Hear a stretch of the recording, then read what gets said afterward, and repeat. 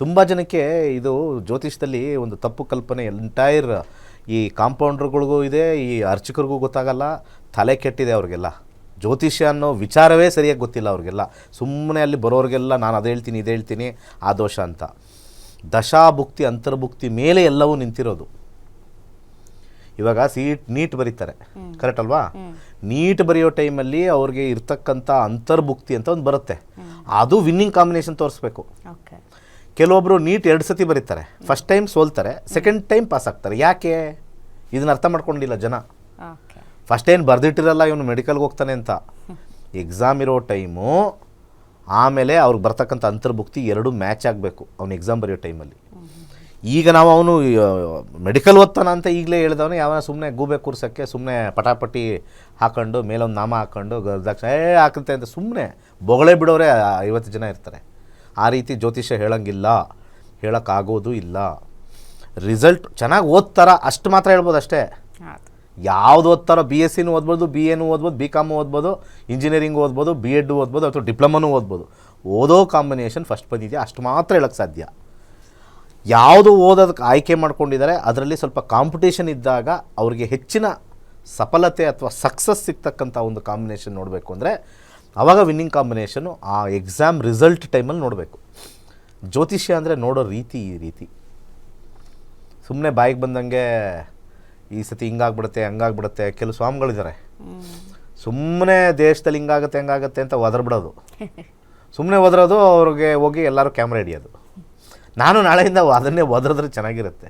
ಇನ್ನು ನೋಡಿ ಇನ್ನು 3 ತಿಂಗಳಲ್ಲಿ ಎಲ್ಲ ಕಡೆ ಬೆಂಕಿ ಹತ್ಕೊಳ್ಳುತ್ತೆ. ಇನ್ನು 3 ತಿಂಗಳಲ್ಲಿ ದೊಡ್ಡ ಅಪಘಾತ ಆಗುತ್ತೆ.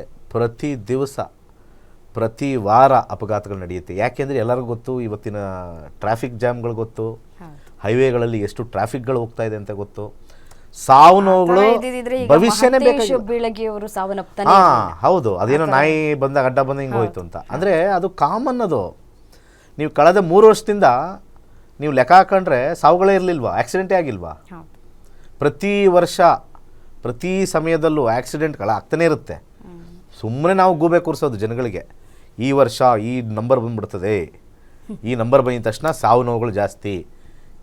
ಅದೇನು ಇನ್ಕ್ರಿಮೆಂಟ್, ಅದೇನಿದೆ ಇನ್ಸೆಂಟಿವಾ?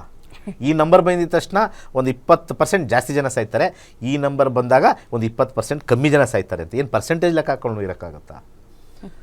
ಇಲ್ಲಿರ್ತಕ್ಕಂಥ ಜನಸಂಖ್ಯಾ ಸ್ಫೋಟದಲ್ಲಿ, ನಮ್ಮ ಜಂಜಟ್ಟಲ್ಲಿ, ನಮ್ಮ ಓಡಾಟದಲ್ಲಿ ಸಾವು ಖಚಿತ. ಇದನ್ನು ತಿಳ್ಕೊಳ್ಬೇಕು.